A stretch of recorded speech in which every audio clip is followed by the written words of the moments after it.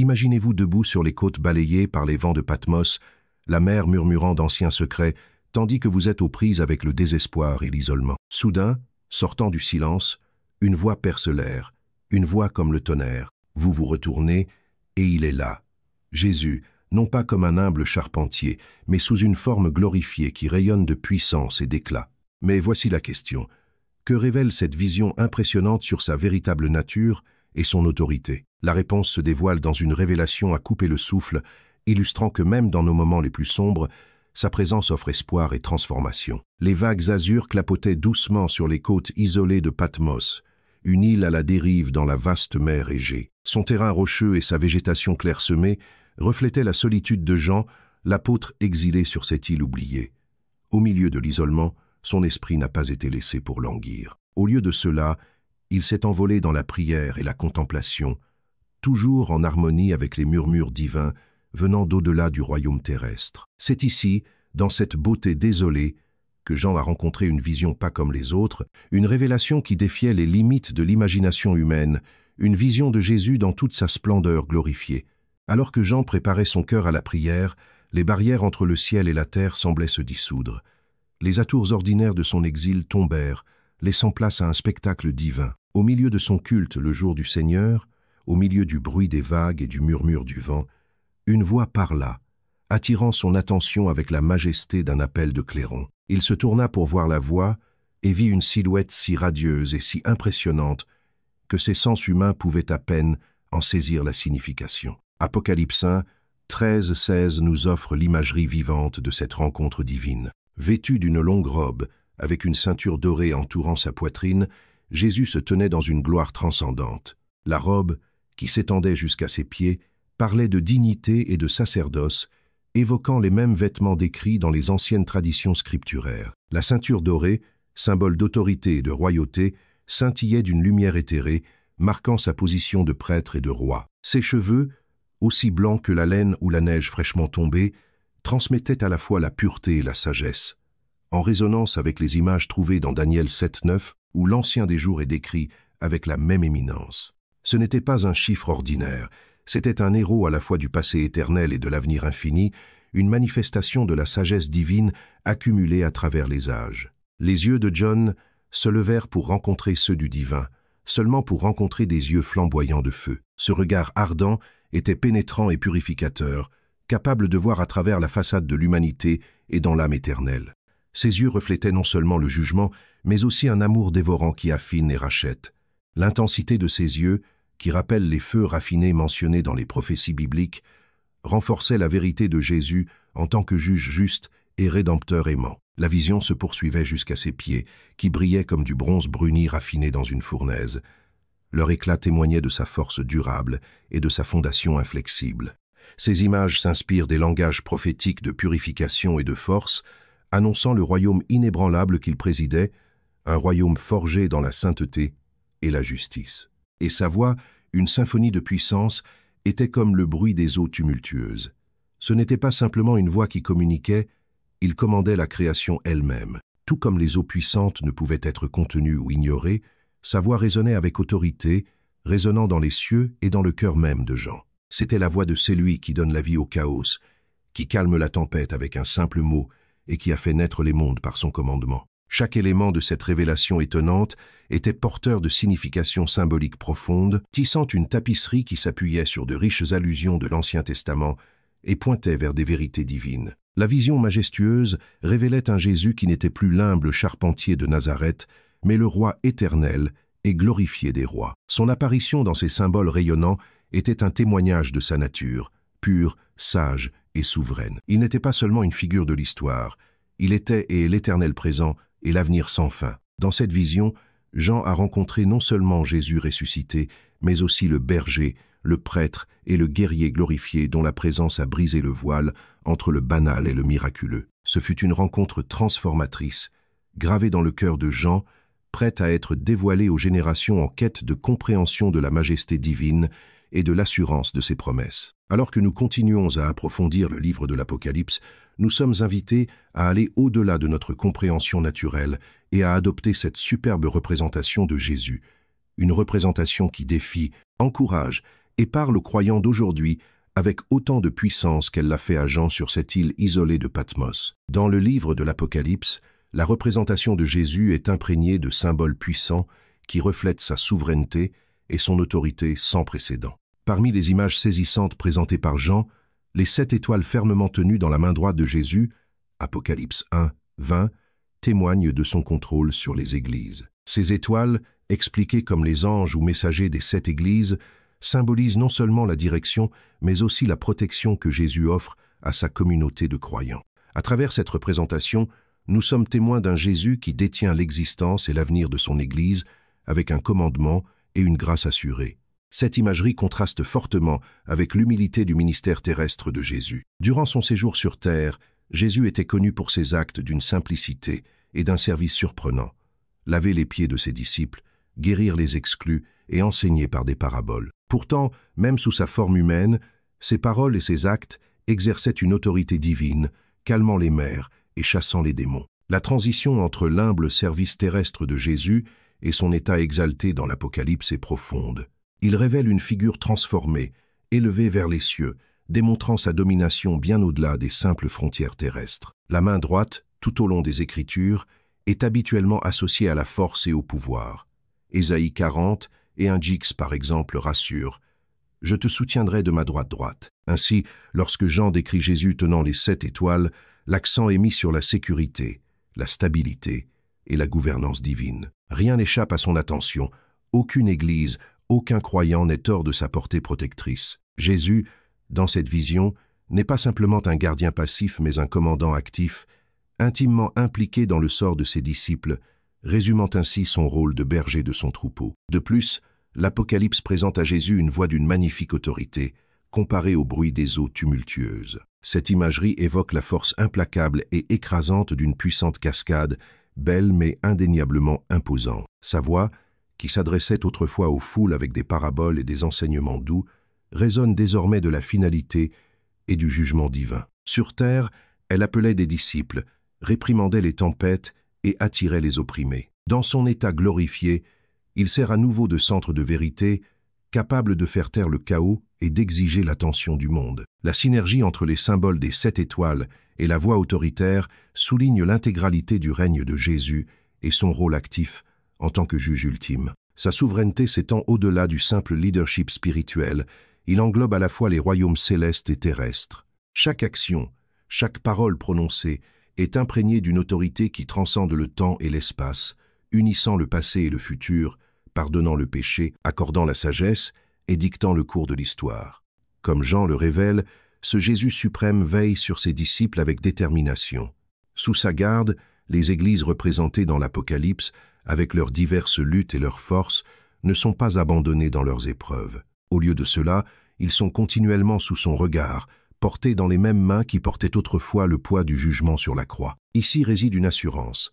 Quel que soit leur contexte situatiel, chaque communauté est au centre de ce plan cosmique, protégée et corrigée par un Seigneur qui impose le respect et la révérence universelle. Ainsi, la souveraineté de Jésus, telle que dévoilée dans l'Apocalypse, est à la fois impressionnante et profondément réconfortante. Pour les premiers croyants confrontés à la persécution et pour les adeptes modernes naviguant dans un monde turbulent, cette vision est source d'un puissant espoir. Savoir que Jésus gouverne avec une telle grâce et autorité encourage la fermeté, le dévouement et la confiance.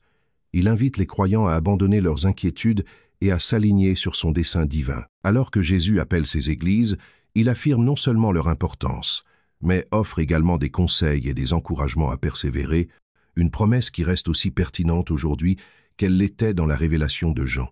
Après la profonde démonstration d'autorité et de souveraineté de Jésus dans la vision de Jean, il confie un message urgent à l'apôtre. Un message non seulement destiné à un seul troupeau, mais à tous les croyants répartis dans les régions clés de l'Asie mineure. Ce message, transmis directement par l'instruction divine, met l'accent sur la double nature de la louange et de l'avertissement. Les 7 églises ne sont pas seulement des congrégations littérales de cette époque, mais symbolisent également l'étendue plus large de la chrétienté, incitant hier et aujourd'hui à réfléchir sur notre état spirituel. On peut se demander pourquoi Jésus, sous sa forme radieuse et autoritaire, choisirait de communiquer des messages aussi spécifiques et intimes aux églises. La réponse réside dans sa relation durable avec ses disciples est dans son désir de croissance et de salut ultime.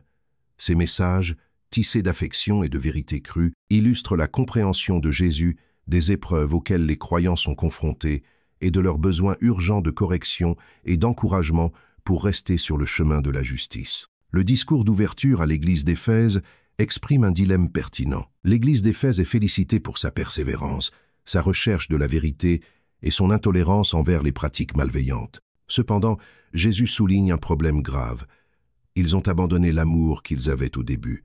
Ce premier amour englobe probablement à la fois l'amour pour Dieu et l'amour mutuel, un puissant rappel de donner la priorité à notre ferveur spirituelle plutôt qu'à la rigidité rituelle ou doctrinale. Le croyant moderne peut certainement s'identifier à cette lutte, car les exigences de la vie éclipsent souvent notre zèle spirituel. Le conseil de Jésus à Éphèse, « Repentez-vous et faites ce que vous avez fait au début », est une invitation à raviver la passion et la dévotion sincère, en commençant peu, être par une conversation simple et sincère avec Dieu, tout comme au début de votre chemin de foi. De la même manière, l'église de Smyrne est louée pour sa persévérance face à la pauvreté et à la calomnie, une illustration frappante des défis auxquels les chrétiens sont souvent confrontés lorsque leur foi se heurte aux normes de la société. Le Christ les encourage à ne pas craindre les épreuves à venir. Cela s'accompagne d'une promesse. Soyez fidèles, même jusqu'à la mort, et vous recevrez la couronne de vie. Là où la révélation rencontre la réalité, ce message sert d'appel à la fermeté, encourageant les croyants d'aujourd'hui à affronter les adversités avec courage, sachant que les tribulations terrestres ne peuvent éclipser les joies éternelles qui nous attendent. À Pergame, la clarté de l'avertissement du Christ ne peut être surestimée. Alors qu'ils habitent là où Satan a son trône et qu'ils s'accrochent fermement au nom du Christ, l'Église est réprimandée pour avoir toléré un enseignement qui mène à l'immoralité et à l'idolâtrie. L'imagerie est puissante et conflictuelle, invitant les croyants à évaluer de manière critique les influences qui peuvent subtilement les éloigner de la vérité. Dans un monde bombardé d'une myriade de croyances, le chrétien contemporain doit discerner et rejeter les doctrines qui compromettent l'intégrité de la foi. Le message adressé à Thyatire est plus profond. Il associe l'éloge de l'amour, de la foi et du service à un avertissement sévère contre la tolérance d'influences semblables à celle de Jézabel, promouvant l'immoralité. Cela reflète les tentations présentes dans toute communauté d'autoriser des enseignements néfastes sous couvert de tolérance et de progression. Les appels à la repentance de Jésus devraient éveiller la vigilance, incitant à l'introspection et à la protection active de nos cœurs et de nos communautés contre tout compromis spirituel. Il est à noter que, même si Jésus avertit avec autorité, il promet également des récompenses à ceux qui vaincront. Cette juxtaposition révèle son désir non pas de condamner mais d'affiner, assurant une foi plus pure et plus vraie. Les lettres implorent un examen de soi et une correction continue, entretenant une relation solide avec Dieu parallèlement à l'unité communautaire. Enfin, à mesure que nous revenons en arrière, ces messages sont imprégnés de thèmes qui relient le passé et le présent, des appels à vivre dans la repentance, la fidélité et la vigilance. Ils éclairent les voies du renouveau et encouragent les croyants à s'élever au-dessus des pressions du monde en s'alignant sur la volonté divine.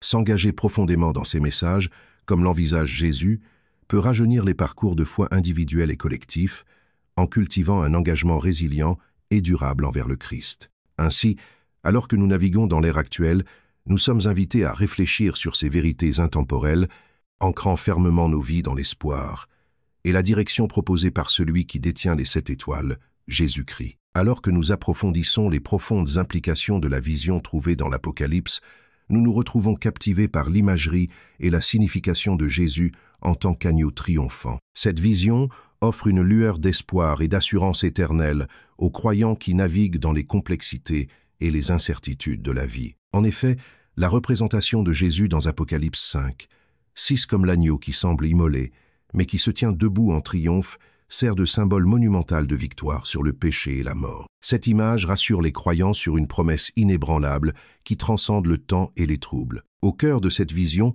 se trouve une promesse eschatologique qui résonne profondément dans l'âme de chaque croyant. La vision projette un temps d'achèvement, comme le laisse entendre Apocalypse 20 et 1:4, où un nouveau ciel et une nouvelle terre émergeront. Un royaume où les larmes sont essuyées, la mort vaincue et la souffrance devient un souvenir du passé. Cela assure aux croyants que l'espoir n'est pas éthéré ou éphémère, mais qu'il est fondé sur une promesse divine concrète de restauration et de récréation. La douleur et la souffrance de ce monde sont des ombres temporaires qui doivent être dissipées par l'éclat du règne éternel du Christ. Aux prises avec les épreuves de la vie quotidienne, les croyants trouvent réconfort et force dans cette promesse transformatrice. La vision exposée par Jean n'est pas seulement un concept théologique à admirer de loin, mais une réalité dynamique à adopter. Cela oblige les croyants à regarder au-delà des difficultés immédiates et visibles, encourageant une perspective plus large centrée sur le dessein et le plan ultime de Dieu. L'assurance d'une création renouvelée nous donne le pouvoir d'affronter l'adversité avec courage, sachant que les luttes actuelles ne sont que les précurseurs d'une éternité glorieuse où règne l'harmonie. De plus, la révélation de Jean apporte plus qu'un simple réconfort.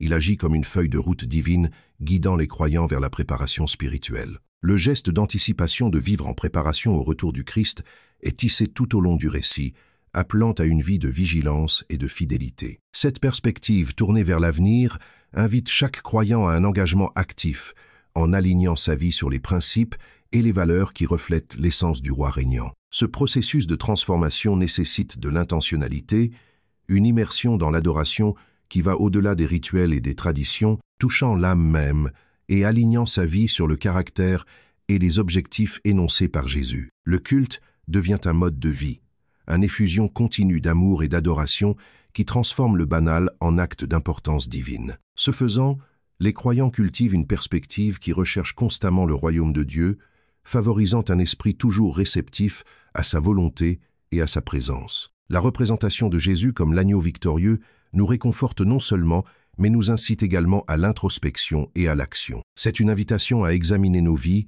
à remettre en question nos priorités et à poursuivre activement un style de vie qui reflète les enseignements du Christ. Dans cette quête, nous découvrons que toute rencontre avec le divin, même à travers les pages de l'Apocalypse, laisse une marque indélébile sur notre caractère et notre cheminement spirituel. L'expérience oblige au changement, incitant les croyants à réévaluer et à réaligner leur vie à la lumière de l'éternité. Ainsi, le livre de l'Apocalypse, bien qu'énigmatique et complexe, constitue un message intemporel préservé pendant des générations. Les écrits de Jean continuent d'inspirer, exhortant les croyants à vivre dans la tension entre le présent et le pas encore, en s'accrochant fermement à l'espoir contenu dans la victoire de Jésus. Elle appelle à une réorientation vers une vie saturée de desseins divins, transformant les récits individuels en témoignages de foi et de persévérance. Ce message d'espérance éternelle est ce qui fournit aux croyants la force d'endurer, la vision de voir au-delà de l'immédiat et l'assurance d'une destinée divine bienveillante